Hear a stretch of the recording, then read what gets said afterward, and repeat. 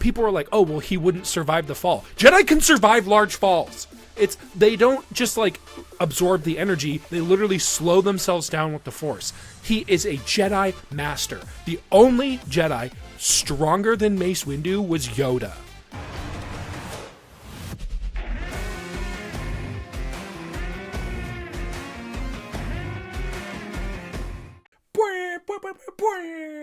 Welcome to another episode of Two White Guys just talking off the cuff for 3 hours. Andrew, how are you? I'm doing pretty good. We're going to go over all of Joe Rogan's really great points from this week. Boom!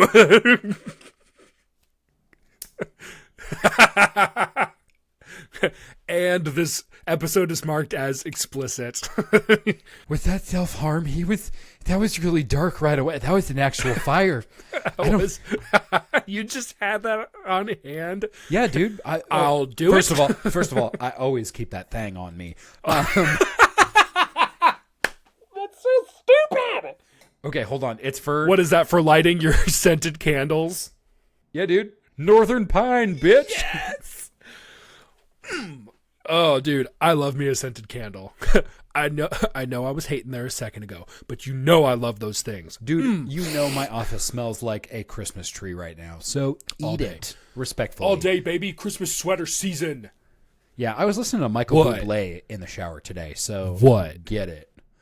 What's up, girl? What's up? Schmidt. Dream a little dream of me. You don't have to do that. Welcome to Talk About Today.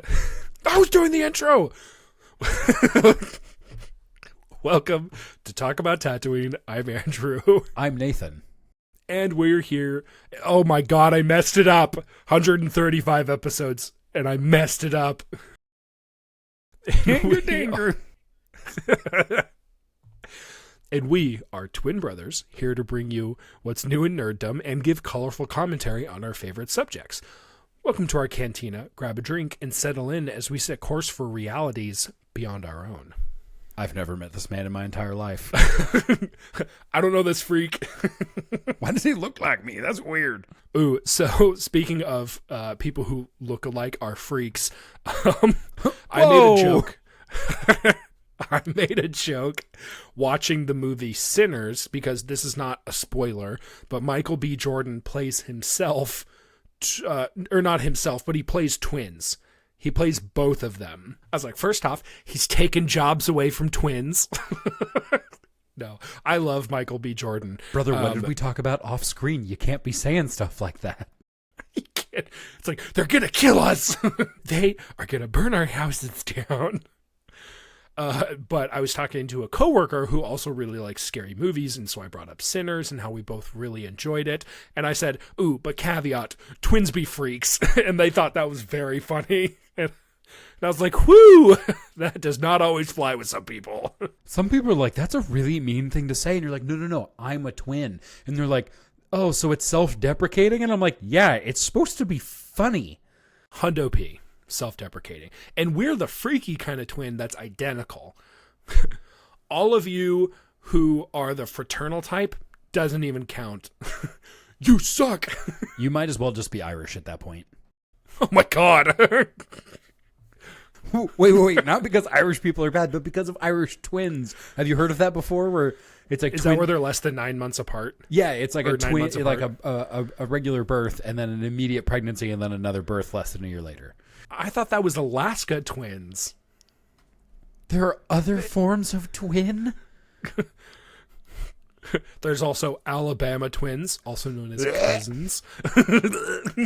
Guys, today is November 13th, and this episode is going to be released on the next upcoming Monday, November 17th. I have already forgotten that thing we were talking about right before we started. What was it? Do you remember? People's bad takes on the internet. So we're going to get right into some controversy today. Andrew, is there different ways of judging how strong Force lightning is, considering, to my knowledge, and now, again, if anybody's listening to this, if it's your first time to the podcast, first of all, welcome. Second of all, if you guys can correct me down in the comments, I would love to hear it. Is there any named character that gets killed in Star Wars by Force lightning? Oh, that's a great question. Because I don't think there is. The precedent is that named characters don't get killed by Force lightning. There's, to my knowledge, no characters on screen in the cinematic universe that are named that get killed by Force lightning. And some of you guys got really upset about the Force lightning comments over on TikTok saying, well, Maul could have really survived and the Emperor was torturing Luke in episode 6, so he wasn't trying to kill him. And just people, y'all get really defensive about some stuff. And I'm like, guess what? These guys all have plot armor. In the video games, you could sit there and you could force storm an entire squad of Sith troopers and they'd all go down just like a bag of rocks. In the movies, that's not how it happens. Yeah. There's definitely a disparity of how Force lightning and Force storm works in the video games than it works in the shows and TV. And specifically, we were talking about whether or not Mace Windu is dead, which, for the record, he is not. And a lot of people in the comments were like, well, no, he got hit with that big blast of Force lightning. He must be dead. And I'm like, how is that even a precedent? It's not. I'm like, tons of people get shocked by Force lightning, and they honestly, like, they're kind of in some pain, like a lot of pain, but they're not unconscious, they're not dead, and certainly a character as strong as Mace freaking Windu is not getting taken down by a Sith taser. You know what I'm saying? Like, yeah. And people were like, oh, well, he wouldn't survive the fall. Jedi can survive large falls. They don't just like absorb the energy. They literally slow themselves down with the Force. He is a Jedi master. The only Jedi stronger than Mace Windu was Yoda. Like, of course he survived. Like, it seems so obvious. And the only reason he's officially dead is because they're like, well, we didn't really have a story for him, and well, he didn't show up in the original or the original trilogy, so he's dead. And it's like, dude, he's not dead. There's no way he's dead.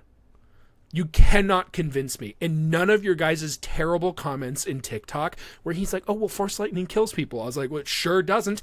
Anakin, Obi-Wan, Yoda, Luke Skywalker. 4 main characters who get the absolute daylights zapped out of them do not die. In fact, a lot of them keep fighting. They keep fighting. He's not dead. Sorry. He's not dead. Slaps the microphone out of the way. Just like your bad ideas. Yeah. There were a lot of people who were like, yeah, I for sure agree with this. Thank you. Like, I think it's just the logical conclusion. Like, Mace Windu is still alive. What happened to him afterwards, we don't know. He could have died from something else. He could have gotten caught up in the other Order 66 nonsense because blaster fire is actually really difficult to deflect, and if like more than 3 people are shooting at you, you tend to not make it out. The only people who really are really good at deflecting lots of blaster fire is animated Mace Windu, which we know doesn't count, and Ahsoka Tano. She's arguably the best. She's really the only person who has been fired on from a 360-degree angle and survived. So something like that could have happened to Mace Windu. I honestly doubt it, because like he's incredibly powerful.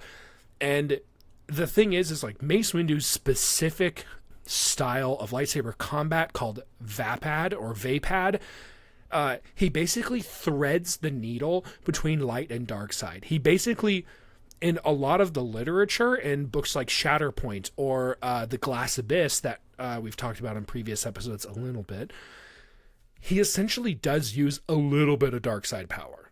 Like, so a lot of you were like, no, he's like a pure like light side Jedi. I was like, he is skating the line. He's like the purple lightsaber is meant to depict that. What is a combination of blue and red? It's purple. Oh my gosh, you guys, the symbolism could not be more obvious. It does. Just a little grain of salt on that. Samuel L. Jackson specifically requested a purple lightsaber, but thank goodness he did. It's the best color. And anything in Star Wars, they're like, well, let's make a reason in lore for this to make sense, because at this point we have not seen a purple lightsaber on screen. Yeah, and like you needed a lore answer for a purple lightsaber, because as soon as we saw it, I feel like a lot of us were like, "Oh yeah, well that is clearly the better color." I'm like, that is so cool. Why haven't we had these already? Yeah, it's like, excuse me? I mean, it's why badass characters like Mara Jade have a purple lightsaber, because as the Emperor's hand, she like obviously was doing all these evil things, but it was still meant to show that she was on that knife edge between light and dark, because she actually does, of her own decision, join the light. She's shown how the Emperor has like manipulated her and like twisted her mind, and as soon as that becomes a revelation, she's like, oh my god. Well, and then she kills like a weird yeah you were getting she kills a weird clone of Luke Skywalker, and she's like, all right, mission accomplished. I killed Luke Skywalker. It was Luke with a weird apostrophe in the middle of his name, but I got him. She had her cake and she ate it too. And then she married the real Luke Skywalker, and they had super strong fourth children. I was going to say something inappropriate after that, but yeah, you basically got the same thing and then slurped into the microphone, you animal. I'm not editing this episode. Andrew, our next point of interest here today. Have you heard anything about the hunt for Ben Solo? Other than it's not happening, much to my dismay. We've gone on record on this podcast, not huge fans of the sequels, but big fans of our wide boy. I think the hunt for Ben Solo would have been really good. What? Our wide boy. Is that not what he is? Is that not his official title? Bequeathed to him by the Queen of England before she passed? Sir, wide boy. Kylo Ren. I mean, Adam Driver. Gosh, he's so wide. It's pronounced served charcuterie thick on his pecs. Essentially, what happened is the Hunt for Ben Solo was supposed to be a movie with Adam Driver in it, and the makers were all like, "Hey, we wrote him out of the story because he died. He's not supposed to come back." So I'm looking at this story and I'm like, guys, is this just a huge fan overreaction? And they're like, oh my God, what if we got to see more Adam Driver? And I'm like, no. He doesn't need to come back. He doesn't need to come back. We've done that too many times. Stop it. But that being said, the script was fully written. The entire story was written. They showed it to the Disney execs, and the Disney execs said exactly what you just said and said, hey, we already killed off this character. We can't bring him back. And a lot of fans, I think rightly so, were like, excuse me, what the actual hell? What about the whole Emperor Palpatine thing? You guys are bringing characters back is not beyond the realm of possibility. So why did you not choose to do it with a character we actually really enjoy? What the heck? Come on. I do understand that they wrote an entire script out for this, but I think the execs made the right choice, and they're like, yeah, we're not going to do this. We wrote this character out of the series, and they stuck by it. Again, if you don't see a body, he's not dead. So we have other characters that we want to bring back, like Mace Windu, who could come back, just ideally not as Samuel L. Jackson. Can we have, what's the guy who plays Jar Jar? Ahmed Best. So can we have Ahmed Best do Mace Windu, even though he's already doing several of the characters in the series? He's really good. No. Michael B. Jordan. Let's do it. Michael B. Jordan can get it, and his name is definitely said with a certain amount of thirst in our household. The man is heavenly. He's so jacked. Woo! We gotta change topics before this gets real horny. But Ahmed Best also, he plays Jar Jar Binks, but he also plays the Jedi Kelleran Beck in one of the flashbacks from Mandalorian. He's the one who saves Grogu. I also just want to point out the fan base kind of in general really gave Ahmed Best, the person, a lot of hate for his role as Jar Jar Binks. Not a great character, but because certain elements of the fan base can't distinguish fact or fiction, they harassed the person. And they actually did the same thing with Natalie Portman. There's quite a few Star Wars fans who sexually harassed Natalie Portman for her role as Padme, and I think that is beyond deplorable. I think you should be able to kick those people in the nuts. Super chill thing to do, guys. Great work. Yeah. If you guys don't know, there's not a lot of rules for being a normal person. The first one's don't be a creep. So we're losing on that one. The second one is generally be nice and respectful to people. Sometimes the Star Wars fan base doesn't do a good job of that either. And then the third one, which sort of doesn't apply, but the third rule is don't teach children any new words they didn't already know. Let their parents do that. Yeah, let their parents teach them the F word. Yeah, screw those people. People also gave Hayden Christensen a ton of guff as well. And then enough years went by and they're like, oh, we actually love you. And he's like, hey, you actually didn't for a really long time. But the only reason it worked is because Hayden Christensen's a great dude. And he's like, yeah, I'll forgive you guys, which they didn't deserve. This whole thing of like, if a person has bad acting direction and maybe doesn't do the greatest job, because I'm not going to sit here and lie and say that Anakin Skywalker was the most emotive person ever. He wasn't. Like, right? He delivered those lines about sand perfectly. Thank you very much. Ooh. Star Wars is not perfect. I do love me some laser swords and hyperspace travel, but boy, the sand thing really, I'm like, skip. Hate that. I hate it so much, dude. But yeah, just as a general reminder, be nice to people. So, let's see. One of the segments we like to do here on the show, which is relatively new, is our weekly reminder to tell you guys to read a book. And audiobooks count. Nathan, what are you reading? I am actually just about to finish the first Mistborn book. Thank you, Brandon Sanderson, for writing a 40-hour work week book that I'm listening to at 1.2 to 1.5 speed. Brando Sando. I am loving it, by the way. New systems of magic. Oh my goodness. I love Allomancy. I think it's super clever. I think it's really, really fun. And it's simple. It's like everything is a push and a pull. And that's it. And they're like your own the creativity of the characters fill in the rest. It is a very kinetic form of magic, and it's been so fun to like see a system of magic that is really good.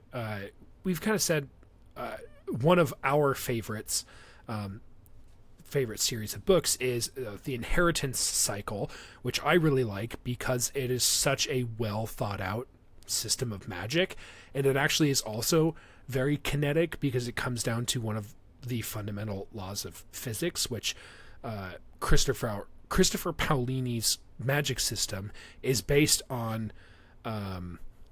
What is it? Energy cannot be created or destroyed. Yeah, matter cannot be created or destroyed.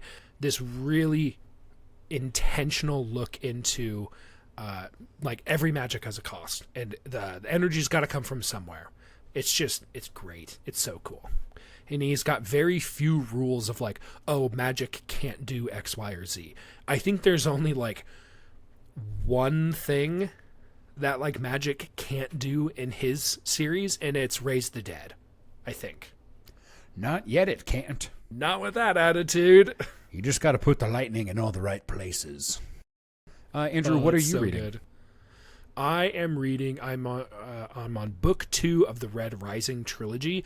Our patrons actually recommended this book to basically the whole server. We have a little book club chat in our Discord server. It is a ton of fun. People are constantly recommending books, and I think I have either tried or I have read all of them. Like I said, I'm only on book 2 of Red Rising, and I love it so much. It is awesome. It is like it's the dystopian novel I really wanted out of something like The Hunger Games. Like, because The Hunger Games was YA, it pulled a lot of its punches.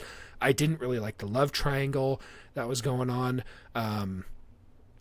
Because I thought her choice of man was obvious. Like, boo. And it wasn't PETA. Go Team Gale. Team Gale.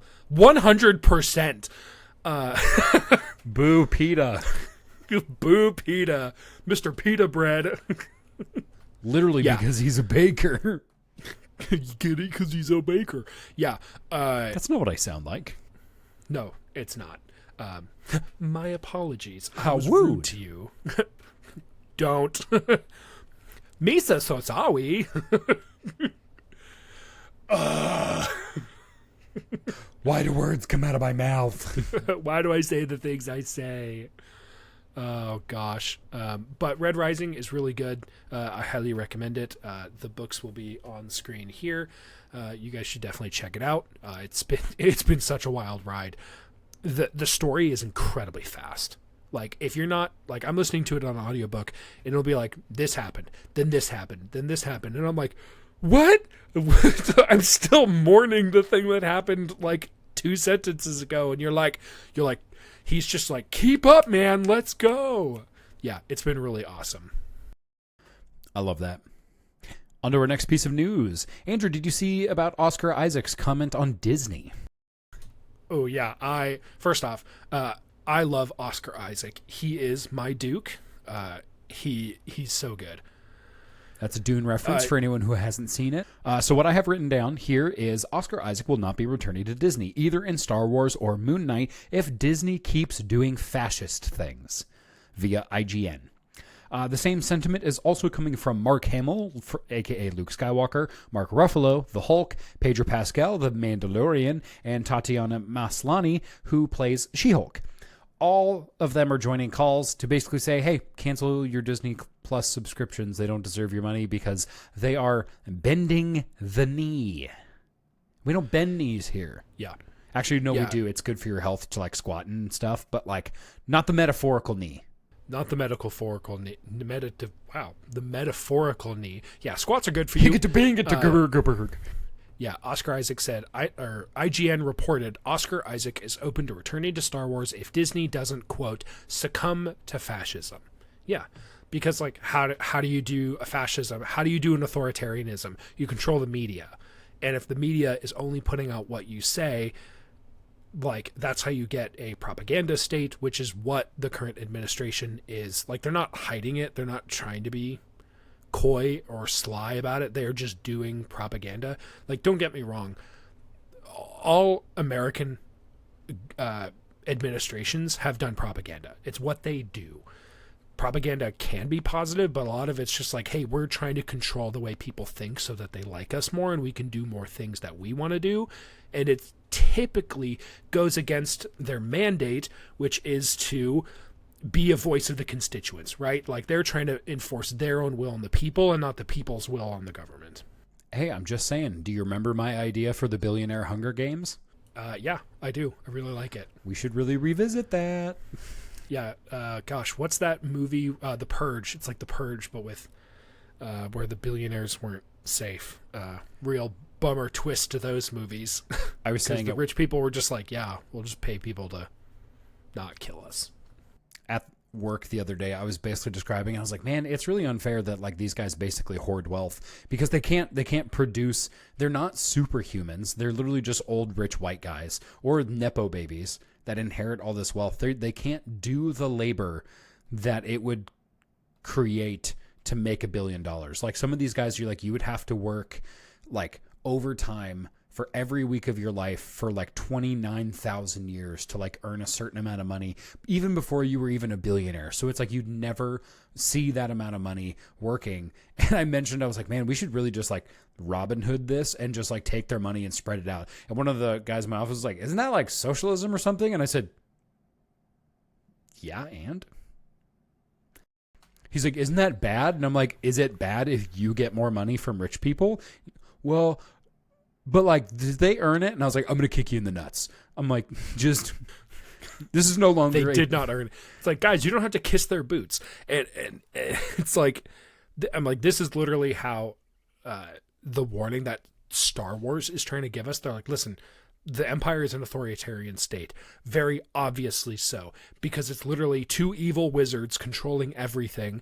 And it is their massive Gestapo who goes around and chooses when certain people or certain actions are illegal or not. And usually it's, you're an alien, you're not a human, and I am going to put you in jail. Or in the case of Andor, I'm going to kill you, I'm going to steal from you, I'm going to burn your land down, and I'm going to assault your women. So That's very similar to what I'm reading in the Mistborn series, where the Lord Ruler rules over everybody. There's a ruling class of nobles that get to rich their way out of real responsibility, and the Ska, the everyman, get to do all of the labor for the entire country. Did I miss anything? Yeah, and it's these examples in literature where I'm like, this is why using Star Wars to teach people about politics, and which is also the point. It's not like we're twisting the story of Star Wars to make it say what we want. That is, out of the mouth of George Lucas, the point. Please watch season 2 of Andor if you don't get it yet. Very excellent illustration. Given the current administration, there's no way on God's green earth we would get Andor in this current climate. I just don't think it would happen. I think that was like a last hurrah, almost. That was like, all right, they're like, this is the last piece of content we're going to get out, and now we're going in a different creative direction.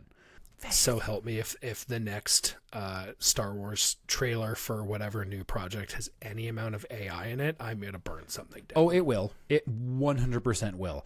Did you see Coke came out with an AI Christmas commercial?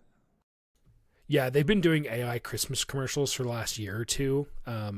They look bad. Yeah, it just looks like choppy animation. Yeah, like when the big giveaway for those is like when the cuts are less than like a second apart because the software can't make anything coherent after that amount of time. The polar bear has 6 legs. Yeah. AI totally sucks. It's stupid. But we actually have quite a few other stories we want to go through. So I wanted to point out this article over on IGN. A lot of what we're going to talk about in today's episode is consoles and the future console generations that are coming out, and we're going to be talking about all 4 of them. Yes, 4 of them. The Xbox, the PlayStation, the Nintendo Switch, and now the Steam machine. Steam is essentially building... It is a computer, but it's made to hook up to your TV. So it's a console. That is what a console is a computer. But I think this one will actually have a usable operating system, and you can use it like a regular computer, which is super cool. I don't know if we know how much it's going to cost, but it looks really cool. On their website, they even have a banana for scale. It is like a 6-inch cube, so it's incredibly small, and you get to play your entire Steam library on your computer. It's got a Wi-Fi 6 card. It's actually kind of amazing how small the form factor is for this thing. Again, we don't know how expensive it's going to be. It's probably going to be north of $1,000, which is unfortunately going to be a theme for this episode, is things being more expensive than $1,000. Which I don't know if a lot of you guys heard. We actually had an episode on the Nintendo Switch 2, the second one, and we kind of railed on the Switch a little bit because it was so much more expensive. It was a 50% price increase from the Switch 1 to the Switch 2. That's a lot, 50%. That's a big increase. It was a lot. Now, comparatively, the Switch is still the cheapest option on the market, and that does not feel great. That feels really bad. The Switch is cheaper than the Steam Deck. It's cheaper than the ROG Ally, and it's definitely cheaper than the Xbox Ally. I think the only handheld that is technically cheaper than the Nintendo Switch 2 is the current PlayStation Portable, which isn't actually it doesn't run your games. It streams your games from the PlayStation that you already own to a handheld device, which honestly, I actually would buy something like that. I would be more interested in that than the Xbox Ally, because the majority of the places that I'm going to be playing that is in my own home, right? That's fair. See, I would want it for planes and vacationing, like when I'm out of the house. So to me, a streaming option sounds less appealing. But also, I'm never going to get one because we're super excited about PlayStation players joining Xbox franchise titles, but I'm probably still never going to buy a PlayStation. So call me a console bigot if you want. That's fine. Yeah, it's becoming harder and harder to justify the drop in quality that you pay for a console, which honestly for my entire life I've been okay with, because if an Xbox is going to cost $300 or $400 or even honestly $500, it's still so much better of a value than a PC for what you're getting, right? Like, I do have my own PC. I've been blessed enough to be able to afford it. Yeah, I could probably throw a couple more some more RAM cards in there because they are not all full. But the gap between the price of consoles and the price of a PC is shrinking. It's shrinking rapidly. Yeah, I just don't think the ROG is going to be worth getting at this point. Like, I mean, starting off at $1,000. Again, if I'm dropping more than $1,000 on something, like, I can get a PC, like the one that is lighting up my face multicolor right now, for just over $1,000. That does everything I want it to do, is also a PC, not just a handheld, at Costco for, I think I got this one for like $14. Like, a crazy good value. Go Costco. And it does everything I want. And yeah, I can't hold it in my hands, but I don't need it to. And the thing is $1,400. Expect the next Xbox to cost that much. I mean, just if you are dead set in buying the newest generation of Xbox, which granted is not coming for another year or two, we don't even know what it's called. It is going to be significantly north of $1,000. If their handheld costs $1,000, there's no way their new gen is going to cost less, right? It doesn't make sense. I've seen some estimates that say it's going to be about $1,200, because even though putting something in a small form factor makes it more expensive, like smaller does not equal less expensive. Smaller actually very much means more expensive, because you have to get really good parts that have like really good thermal dissipation, because your thing doesn't have massive amounts of air flowing through it to conduct the heat away, you know? So there is those challenges, and part of that cost and development is wrapped up in the final cost of handhelds. I get it, but $1,000 for a handheld is too much. I'm just saying. And to the person who, you know what, never mind. I am going to choose to be positive in this moment. I was about to absolutely chew out someone on the internet. That person is not real. They're a bot, so I'm not going to respond. Excellent. Cool. Brother, additionally, IGN, again, I guess we're just hating on IGN now because everything they post is trash.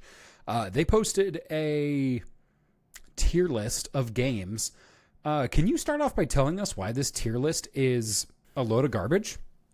Dude, it's so confusing. So they have actually this same article. We'll post it actually in the description. It's after the article title is called, "After releasing a $1,000 handheld, Microsoft has said its next-gen console is going to be very premium, very high-end curated experience," which is giving Entertainment 720 vibes. like it's like, dude, is that supposed to be good? Like premium, high end. It's like, dude, your thing is going to be made in China, just like everything else we own. Like, just give me, like, people want affordable. They don't want ultra luxury. It's like, dude, you are misunderstanding the market. But that's not the point. I'm belaboring the point. In this article, they have an indent, because they're talking all things Xbox.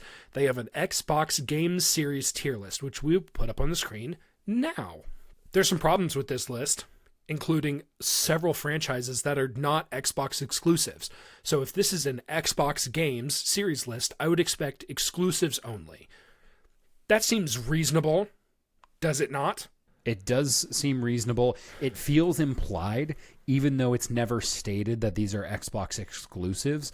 But why would you call it an Xbox Games Series tier list if it's not? Like, yeah, some of these games are games you can play on any console. They're not specific to Xbox. So that's not necessarily a win for the Xbox console. Yeah, and there's some titles on here that some of you are going to say, they're like, oh, but Xbox owns that title. It's like, no, Microsoft bought that company after they made the game. A perfect example, Elder Scrolls and Fallout. Those are Bethesda games, actually Doom as well. Those are Bethesda games, and then Microsoft purchased Bethesda. It's not an Xbox exclusive because you can find it on any console. You know what I'm saying? Like, it's not the same. The same thing goes with Call of Duty. Yes, Microsoft purchased Activision, but Microsoft did not develop Call of Duty. So it's not an Xbox game, right? It's not coming from Xbox Game Studios. Yeah, exactly. It's so dumb. It's so dumb. It makes me really mad. Do you know what series is not on this list? I was just going to bring that up.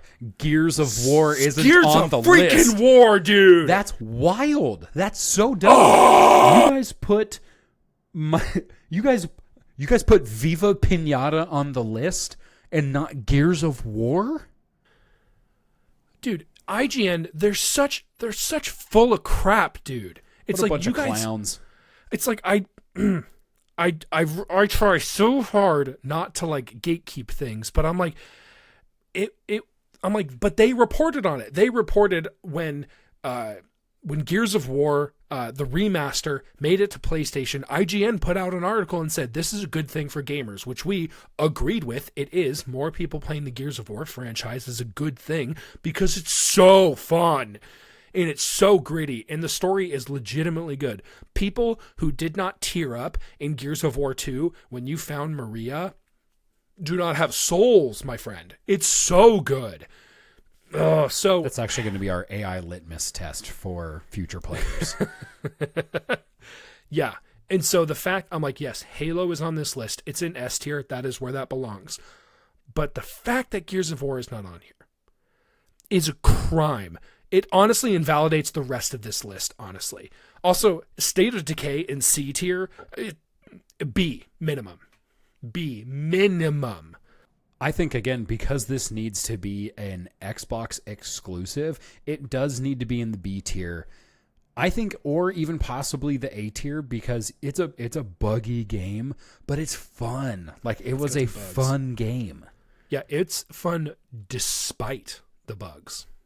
So yeah, I think B tier would be good for that. Yeah. Age of Empires, I don't think is an Xbox game. It's been a PC game for as long as we've been alive, right? That's not a Microsoft game. I mean, maybe I'm wrong. I didn't look into it. It's been out forever. I don't think, like, what? I'd be willing to bet, without actually doing the research, I'd be willing to bet Age of Empires is in the same category as Elder Scrolls, Fallout, Doom, Call of Duty. I actually think Diablo as well is a property that they purchased. It's not a Microsoft exclusive. Forza, that actually is. That is a legitimate Microsoft property. I'm pretty sure they've been making Forza games, and it's been a Xbox exclusive for a really long time. Microsoft Flight Simulator. Yeah, obviously. Crackdown, the fact that it's in D tier, I'm like, I never played it and never really interested me, but I'm like, I don't think it's a cons. I'm pretty sure it's on PlayStation. I think it's just on Xbox. I'm pretty sure, but I don't know because, again, I never played it. Crackdown is a 2007 action-adventure game developed by Real Time Worlds and published by Microsoft Game Studios for the Xbox 360. All right, so that's an Xbox exclusive. That can stay. But the thing is like, I feel like they're trying to rate the best ones, and it says, like, this list is the average of 956 contributions. I was just reading that as well. There's no way 1,000 people forgot about Gears of War, right? That seems wild. Why is Fusion Frenzy on this list? Did they ask people only above the age of 50? What happened? Fusion Frenzy was an original Xbox game. 2001. That was 24 years ago. Why is it on this list? That means the people who were born in 2001 are probably well into their first trade at this point, or they are probably a senior or graduated from college. That's wild. There are people born after the release of Fusion Frenzy who can legally buy alcohol. It shouldn't be on this list. It's not a modern game. Fusion Frenzy 2, which I forgot that they had a sequel, came out in 2007. So even the new one could vote. A sequel? Yeah. That was 18 years ago. So if the sequel was a person, it could vote. This is a bad list. Hate that. Yeah, it's not a good list. Maybe we come up with some of our contributions of our own. Guys, in the comments, what do you guys think about this? S tier is Halo, Elder Scrolls, Fallout, and Doom. A tier, Call of Duty, Fable, Diablo. B tier, Age of Empires, Forza Motorsport, Microsoft Flight Simulator. C tier, State of Decay. D tier, Fusion Frenzy, Viva Pinata, and Crackdown. Let me know if you guys think this is absolute dog water, because it is. It for sure is, because I actually just made an IGN account so I could contribute to this list, and between all of the options available to pick from, the only ones not Gears of War is there. It's buried down. It is buried. So how? I don't get it. I do not understand how Gears of War did not make it on this list. I don't know. This is insanity. And I'm looking at a full screen, so when I scroll through it, the only way I can even see Gears of War is when it's like half hidden by one of the buttons. So I'm wondering if that's why like it's not working, because like their UI sucks. And I mean, that's not really a good reason. The UI totally does suck. I'm looking at it right now. I literally made an account while you were saying that, and went on there, and I'm like, it is literally covered by the left scroll button. Yeah, maybe that's why. It's like that's a bad reason. I'm like, you guys are a game reporting studio. That is what you guys do, is you report about games journalism. You can't not have Gears of War on a tier list for Microsoft exclusive products. Whoa. Time out. I know, I'm going to interrupt you. Minecraft is on this list. Minecraft should be at the top of that list. Minecraft is one of the most popular games of our entire lifetime. It is the most popular game, if I'm not incorrect. Like, to the Google. Most popular game. It's Minecraft. Nope, sorry, hold on. I'm reading the AI summary, and that's bad. That is bad practice. I'm going to go to the link, and I'm going to go to the source, and the most popular game... Still Minecraft. It's still Minecraft. That is according to ranker.com. Yep, number 1, Minecraft. To corroborate that, Wikipedia, number 1, Minecraft. Number 2, kind of shocking here, Grand Theft Auto 5. That's not that surprising. People are rabid about the Grand Theft Auto franchise. Also, F in the chat, because Grand Theft Auto 6 got delayed a little bit, so I am so sorry, you guys.